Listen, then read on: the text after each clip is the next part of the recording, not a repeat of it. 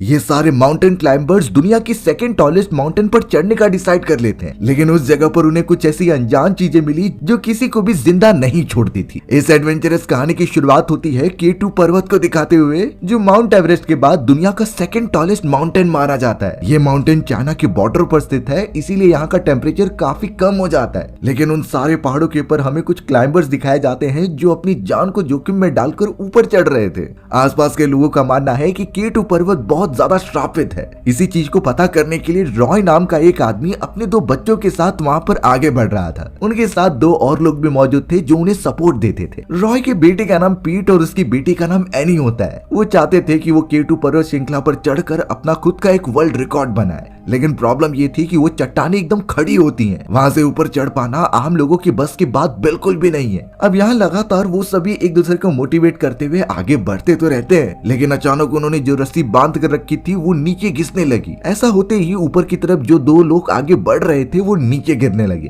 अब mountain climbing का mechanism ऐसा होता है कि एक ही रस्सी से सभी लोग बंधे होते हैं ताकि एक मोमेंटम बना रहे, पर यहाँ वेट इतना ज्यादा हो जाता है कि एक एक करके सभी उस रस्सी के ऊपर लटक गए। अब यहाँ उन्हें कुछ समझ नहीं रहा था कि कैसे बचाया जाए, क्योंकि पहाड़ एकदम खड़े थे और उसे होल्ड कर पाना बहुत मुश्किल था। प्रॉब्लम इतनी ज्यादा हो गई कि जो 2 लोग मौजूद होते हैं ऊपर की तरफ वो नीचे गिर गए। बेचारी इतनी ऊपर से गिरने के बाद तो कोई बच भी नहीं सकता, और सबसे ऊपर अब लटकी हुई थी एनी। रॉय समझ चुका था कि अगर वो थोड़ी देर तक और यहाँ पर रहेंगे तो वो रस्सी और टूट जाएगी, जिससे कि वो तीनों ही मारे जा सकते थे। इसीलिए अब रॉय ने अपने बेटे पीट को कहा कि तुम चाकू निकालो और रस्सी को काट दो। अगर वो नीचे गिर जाएगा तो रस्सी पर वेट थोड़ा कम हो सकता है, फिर उसका बेटा और बेटी तो आराम से बच जाएंगे। लेकिन एनी इस चीज के लिए मना करते रहती है, पर यहाँ रॉय तो मानने वाला नहीं था। उसने तो अपने बेटे पीट को लगातार कहना स्टार्ट किया और आखिरकार पीट डर के मारे उस चाकू को निकालता है और रस्सी काट देता है। रॉय बेचारा वहाँ से गिरकर अपनी जान गंवा बैठा। अब ये खतरनाक हादसा तो एनी और पीट अपनी जिंदगी में कभी नहीं भुला सकते। धीरे धीरे समय बीतता चला गया और अब हमें पीट दिखाया जाता है, जिसने कि माउंटेन क्लाइंबिंग छोड़ दी थी। वो तो एक फोटोग्राफर बन गया था जो अलग अलग चैनल्स के लिए काम करता है। पीट ने ये भी डिसाइड किया होता है कि वो आगे चलकर भी कभी भी माउंटेन क्लाइंबिंग की तरफ नजर भी नहीं घुमाएगा। उसके फादर की मौत के बाद वो उसका एक नाइटमेयर बन गया था। लेकिन यहाँ पीट को एक इन्फॉर्मेशन मिलती है कि जिस चैनल के लिए अब वो रिकॉर्डिंग करने जा रहा है उसमें कुछ पर्वतारोही वापस से K2 पर्वत श्रृंखला के सबसे टॉलेस्ट माउंटेन पर चढ़ने वाले। लेकिन प्रॉब्लम वाली बात थी कि उन पर्वतारोहियों की टीम में उसकी बहन यानी एनी भी शामिल होती है। एनी ने अभी तक माउंटेन क्लाइंबिंग छोड़ी नहीं होती, वो तो इससे भी ज्यादा ऊंचाई वाली माउंटेन पर चढ़ने का डिसीजन लेती है।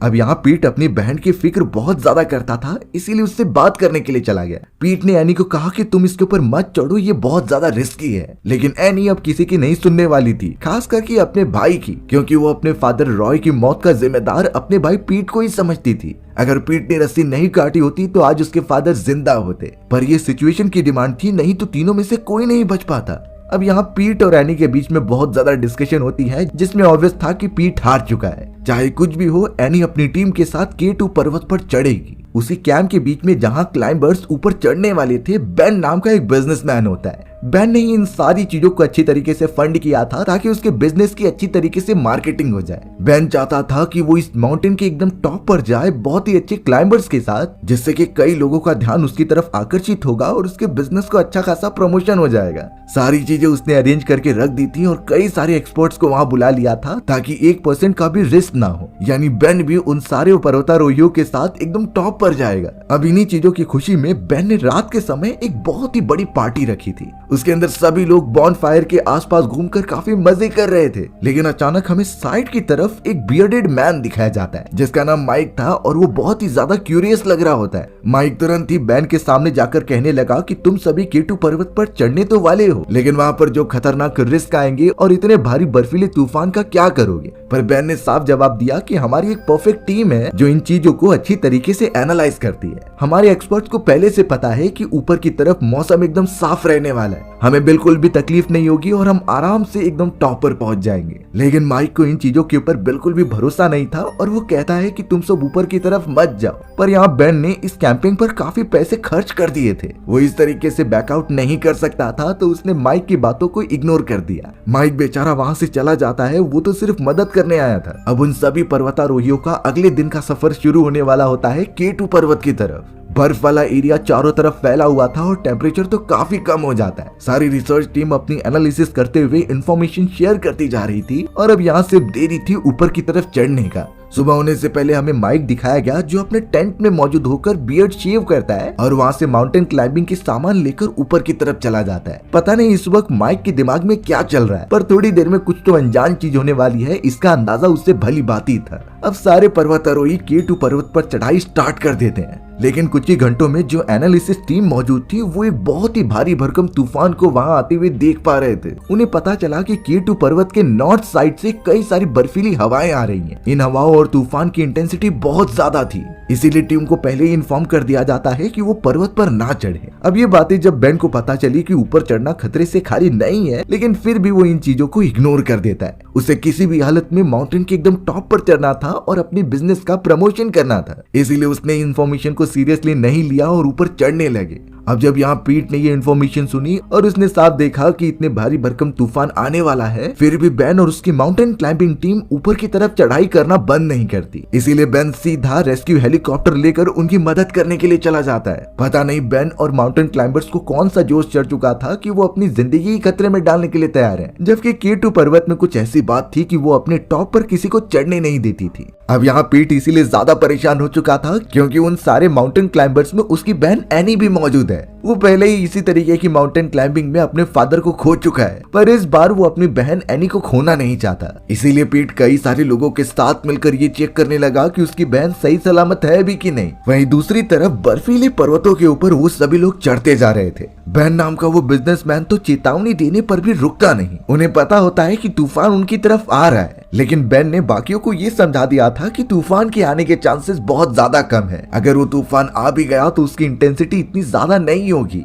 ये गलत इन्फॉर्मेशन देने पर बाकियों को इसका अंदाजा नहीं होता और वो सभी ऊपर की तरफ चढ़ते रहते हैं। अब कई देर तक क्लाइंबिंग करने पर तूफान धीरे धीरे उनके पास आ रहा था। चारों तरफ बर्फीली हवाएं चल रही थी और बर्फबारी तो स्टार्ट ही हो जाती है। एनी और टॉम नाम की एक मेंबर को तो ये लगने ही लगा था कि तूफान की इंटेंसिटी बढ़ने वाली है। बेन की भी शक्ल देखने लायक थी क्योंकि उसका अनुमान एकदम से गलत हो रहा होता है और वो अब इतनी ऊंचाई तक पहुंच गए हैं कि वापस डायरेक्टली नीचे नहीं जा सकते। प्रॉब्लम के बाद सबसे ज्यादा तब हो गई जब एनी ऊपर चढ़ रही थी और उसके पैर के नीचे की बर्फ एकदम से टूटने लगी। वो एक निचली चट्टान थी जिसमें काफी सकरे रास्ते थे, तो अब बेचारी एनी जाने अनजाने में उस बर्फ के टूटने की वजह से नीचे गिरने लग जाती है। अगर एनी डायरेक्टली जाकर उस गड्ढे के अंदर गिरी तो उसकी मौत पक्की थी। लेकिन अच्छी बात हो गई कि सारे क्लाइंबर्स ने अपने बॉडी से रोप बांध कर रखी थी। उसी रस्सी की वजह से एनी जब नीचे गिरती है तो बाकी भी उसके पीछे पीछे खींचे चले जाते हैं। सतह पर पहुंचने से पहले ही वो रस्सी बीच में रुक गई और इससे एनी की स्पीड स्टॉप हो जाती है, पर रस्सी टूटने की वजह से वो नीचे गिर गई। खैर उसे ज्यादा चोट तो नहीं लगी, लेकिन उसके साथ बेन और टॉम भी नीचे खींचे चले आए। हमें बाद में पता चला कि तूफान तो सिर्फ एक बहाना था। एकदम टॉप के ऊपर से एवेलांच हो रहा है, यानी कि बहुत सारी बर्फ एक साथ नीचे आ रही है। सभी लोग एकदम शॉक हो गए और समझ नहीं पा रहे थे कि क्या करें। लेकिन अगर कभी हम ऐसे कंडीशन में फंस जाएं कि हम माउंटेन क्लाइंबिंग करने गए हैं और कुछ गड़बड़ी की वजह से पहाड़ों पर से बहुत सारा बर्फ नीचे गिरता आ रहा हो, तो आखिरकार उससे बचा कैसे जाए। सबसे पहले ये जान जाइए कि इतने बड़े बड़े स्नोवी माउंटेन्स पर एवेलांच आते कैसे हैं। ये सारी चीजें माउंटेन की एकदम टॉप पर जमे हुए बर्फ के टूटने की वजह से होता है। अगर उस पूरे बर्फ वाले एरिया में क्रैक आ गया तो वो अपने आप नीचे गिरने लगता था। एक बहुत ही कॉमन वे है एवेलांच को लाने का, जो हमने कहानियों में भी सुना होगा, वो जोर से आवाज करने पर। अगर आवाज बहुत तेज गूंजती रही तो वो बर्फ उससे भी क्रैक होकर नीचे आ सकती थी। लेकिन आखिरकार इसका सॉल्यूशन क्या है? तो सिंपल है, सबसे पहले हमें बिल्कुल घबराना नहीं है। अब यहाँ नॉर्मल साइज का एवेलांच आए तो उससे दूर भागना है जल्द से जल्द, लेकिन हमारे भागने की डायरेक्शन उस एवेलांच से एकदम डाउनहिल नहीं होनी चाहिए, क्योंकि उस एवेलांच की स्पीड धीरे धीरे काफी तेज हो जाएगी। तो हमें ट्राई करना है कि हम उस एवेलांच के एरिया से दूर जाएं,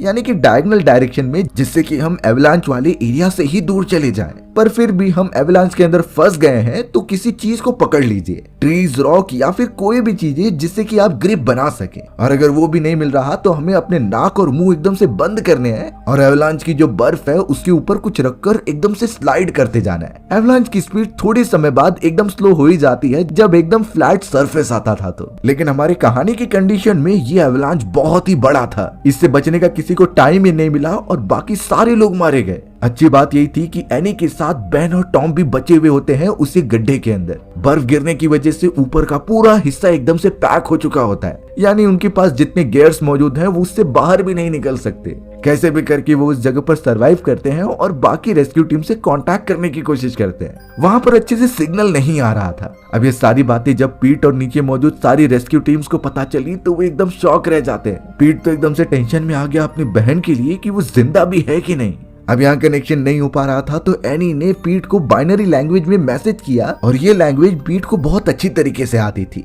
उनकी बात करने के बाद पीट समझ जाता है कि एनी जिंदा है और बेन टॉम उसके साथ ही हैं। बट यहाँ कंफर्म बात थी कि वो 3 दिन से ज्यादा जिंदा नहीं रह पाएंगे। एक तो वो पहाड़ी के काफी ऊंचाई पर हैं और उनके पास उतने रिसोर्सेज भी नहीं है। लेकिन पीट इस बार हार नहीं मानने वाला था। वो अपनी बहन एनी को बचाने के लिए हर मुमकिन कोशिश करेगा और ट्राई करेगा कि वो उसे सही सलामत लेकर आए। पीट तो अपने सारे मेंबर्स के साथ बैठा हुआ होता है और उन्हें कन्विंस करता है कि हमें कुछ लोगों की जरूरत है जो माउंटेन के ऊपर चढ़कर फंसे हुए लोगों को लेकर आए। पर सभी लोग इससे डरे हुए थे क्योंकि खतरनाक तूफान अभी भी बाकी था। कोई राजी नहीं हो रहा होता। तब जाकर पीट के दोस्त ने ये कहा कि जो भी इसमें शामिल होगा उसे कई हजार डॉलर्स दिए जाएंगे। इससे कुछ लोग तैयार हो जाते हैं और पीट ने जल्द से जल्द सिलेक्शन करके अपनी एक परफेक्ट टीम बना ली। वो सभी इस चीजों में आर्मी की भी मदद लेते हैं कि कैसे उनके पास कुछ बॉम्ब्स हैं जो बर्फ की ऊपरी वाली परत को बड़ी आसानी से तोड़ सकते थे। ये उनके काम आएगा एनी और दोस्तों को बचाने के लिए। तो अब होना क्या था, वो सभी निकल पड़े थे अपने इस रेस्क्यू मिशन के लिए।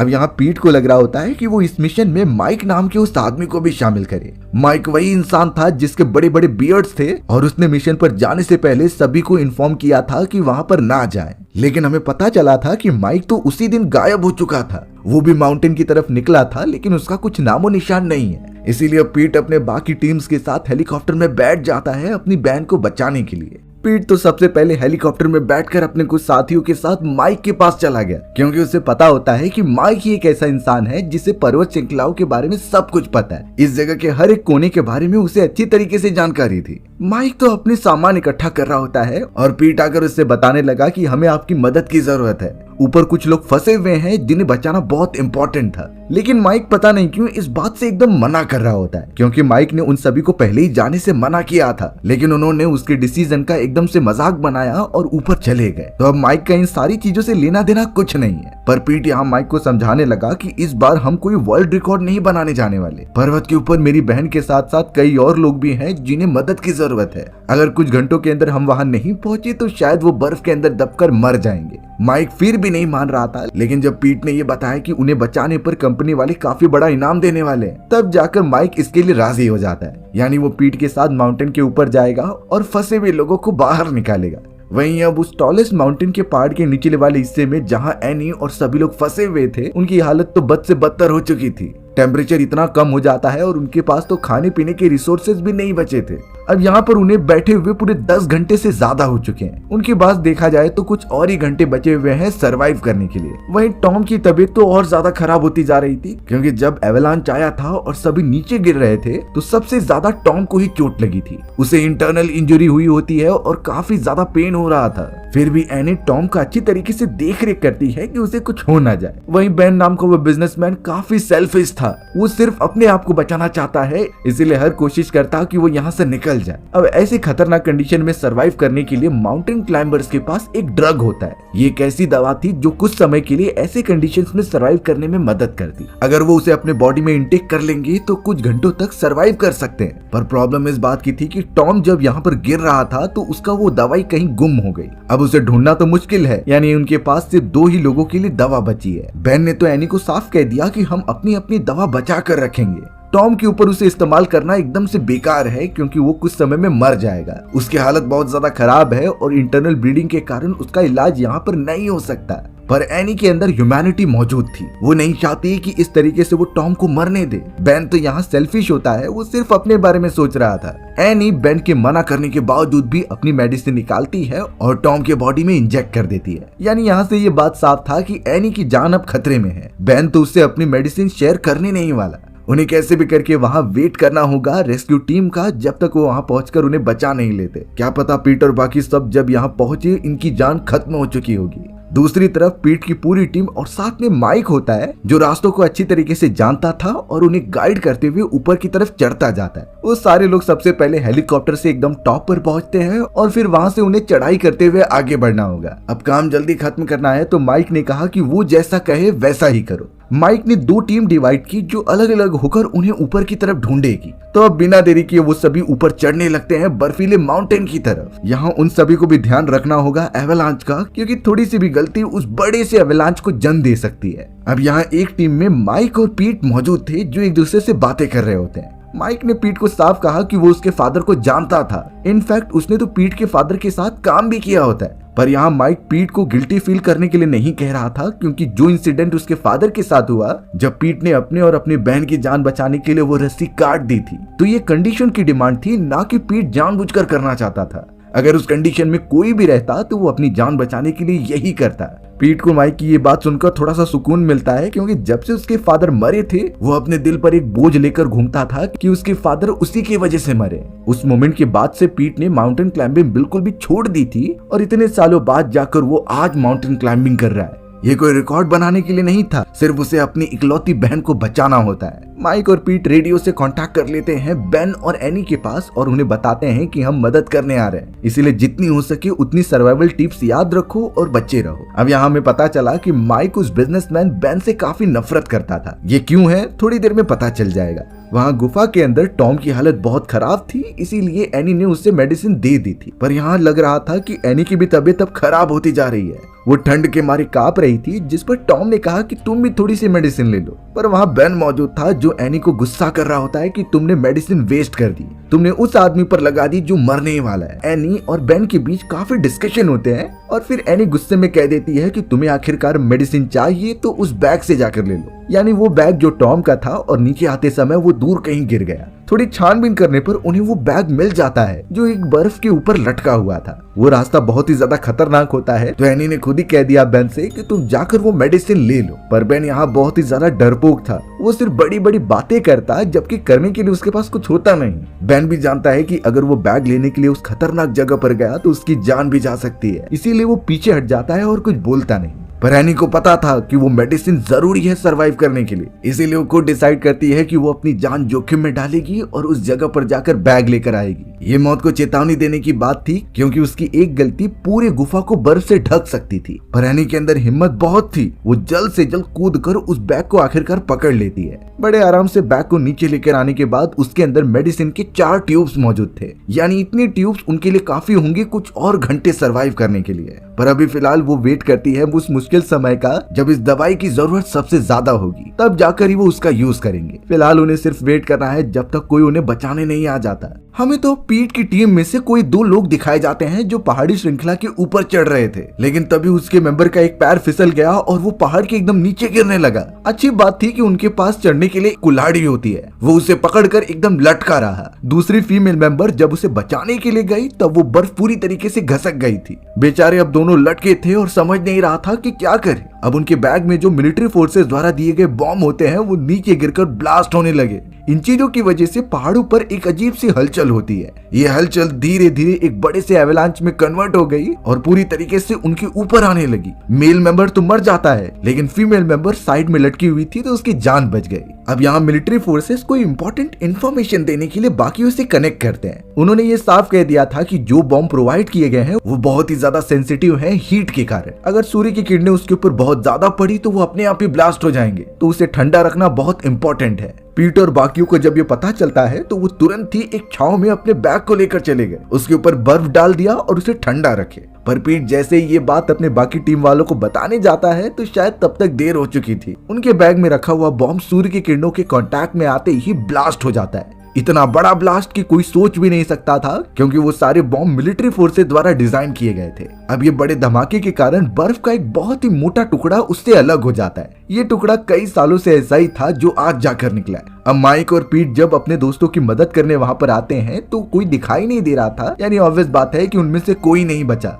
पर माइक एक समय पे पूरी तरीके से शॉक रह गया क्योंकि उसे बर्फ के अंदर एक लेडी दिखाई गई। वो लेडी पूरी तरीके से बर्फ में जम चुकी थी और जैसे ही थोड़ा वो उसके पास जाता है तो काफी इमोशनल हो गया क्योंकि वो लेडी उसकी वाइफ थी जो कई साल पहले उसके साथ माउंटेन क्लाइंबिंग करने गई, पर एवलांच आने के कारण वो उसमें दब गई थी। माइक उसे ढूंढने तो आया था लेकिन वो मिली नहीं और इतने सालों से वो माउंटेन पर चढ़ाई करके अपनी मरी हुई वाइफ की डेड बॉडी ही ढूंढ रहा था। माइक अपनी वाइफ को टच करता है और उसके हाथ से वो अंगूठी ले लेता है। वो बर्फ के अंदर अब कुछ जल्द से जल्द ढूंढने लगा, पर पीछे से अब पीट आ गया जिसके हाथ में एक बॉक्स था। ये बॉक्स उसी मेडिसिन का होता है जो पर्वतारोही अपने बॉडी में इंजेक्ट करते थे सरवाइव करने के लिए। माइक तुरंत ही देखता है कि वो सारे मेडिसिन एकदम से खाली हैं, लेकिन अगर मेडिसिन यूज की गई हैं तो उसकी वाइफ जिंदा कैसे नहीं बची। उस समय पर जाकर माइक एक सच्चाई रिवील करता है कि जब वो अपनी वाइफ के साथ माउंटेन क्लाइंबिंग कर रहा था तो कई लोगों के साथ बेन भी वहां पर होता है। एवलांच के बाद उसकी वाइफ के साथ बेन भी फंसा हुआ था। बेन उस जगह से तो बच गया पर उसकी वाइफ मारी गई। लेकिन माइक को ये बात पता है कि बेन कितना ज्यादा खुदगर्ज आदमी है। शायद उसने उसकी वाइफ की भी मेडिसिन अपने बॉडी में इंजेक्ट कर लिए और इसीलिए वो अपनी जान बचा पाया। इसीलिए अब माइक डिसाइड करता है कि वो बेन की जान ले लेगा और उसे छोड़ेगा नहीं।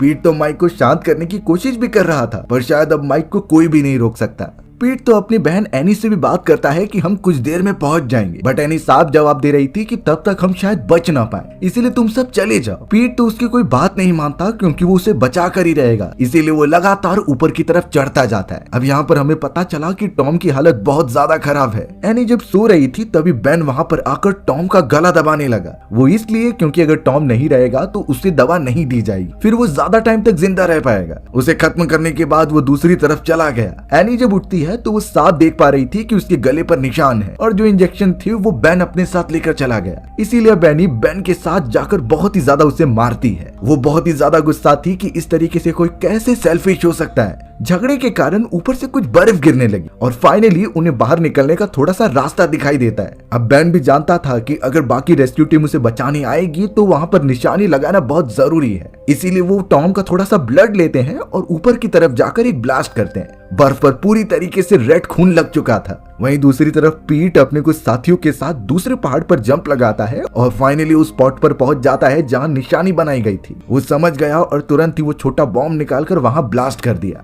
थोड़ी देर में ही पीट को अपनी बहन एनी दिखाई जाती है, इसीलिए वो भागते हुए नीचे चला गया। एनी की हालत बहुत खराब थी पर पीट हार नहीं मानता और अपनी बहन को बांधकर ऊपर खींचने लगता है। थोड़ी देर तक तो वो कोशिश करने लगे लेकिन वो रस्सी टूटने वाली थी। अच्छी बात हुई कि पीछे से माइक आकर भी उनकी मदद करता है, बट माइक एनी को बचाना चाहता था ना कि बेन को। वो सीधा नीचे चला गया और बेन भी उसके ऊपर हमला करता है क्योंकि बेन को पहले से ही माइक से बहुत डर लगता था। एक तरीके से देखा जाए तो बेन ही उसकी वाइफ का कातिल है। दोनों में अब काफी ज्यादा लड़ाई होने लगी और वो एक दूसरे को मारने भी लगे थे, लेकिन यहाँ माइक के पास चांस होने के बावजूद भी वो बेन को मारता नहीं बल्कि अपने बॉडी का हुक उससे लगा देता है ताकि वो कहीं भी भाग ना सके। पीटर और उसके साथी पूरी कोशिश कर रहे थे एनी को ऊपर खींचने की, पर तभी पता चला कि जिस बर्फ के ऊपर माइक और बेन खड़े हुए हैं वो नीचे गिर गई है। वो सब तो पूरी तरीके से लटक जाते हैं एक ही रस्सी पर। ऊपर की तरफ सिर्फ पीट की एक दोस्त होती है। अब प्रॉब्लम ये है कि क्या किया जाए क्योंकि ऐसा ही चलता रहा तो वो रस्सी टूट जाएगी और सभी मर जाएंगे। इस मोमेंट पर माइक एक चाकू निकालता है और उस रस्सी की तरफ बढ़ता है। पीट देखते ही समझ गया था कि माइक क्या करने जा रहा है। वो तो उसे रोकना भी चाहता था। नीचे की तरफ बेचारा बेन चिल्ला रहा होता है कि ये मत करो क्योंकि उसे पता है कि गिरने के बाद वो मर जाएंगे, बट माइक एक बार भी नहीं सोचता और रस्सी काट देता है। माइक और बेन एकदम गुम हो गए उस पूरी गुफा के अंदर। कुछ समय बाद हमें पता चला कि पीट अपनी बहन एनी और अपनी एक फ्रेंड के साथ बच चुका है और नीचे आ गया है। जल्द से जल्द रेस्क्यू टीम उनका इलाज करना स्टार्ट कर देती है। एनी की तबीयत भले से खराब थी लेकिन अब शायद वो ठीक हो जाएगी। दोनों भाई बहन एक दूसरे की तरफ बड़ी खुशी से देखते हैं और शायद इसके बाद उनका रिलेशन एकदम प्योर हो चुका था। हमारी भी ये कहानी यहीं पर खत्म हो जाती है। सो व्यूअर्स, आपको मेरा नरेशन 1% भी अच्छा लगा होगा ना, तो वीडियो को लाइक एंड चैनल को सब्सक्राइब जरूर कर देना। मिलते हैं इसी तरीके की मजेदार वीडियोस में, तब तक के लिए बाय बाय।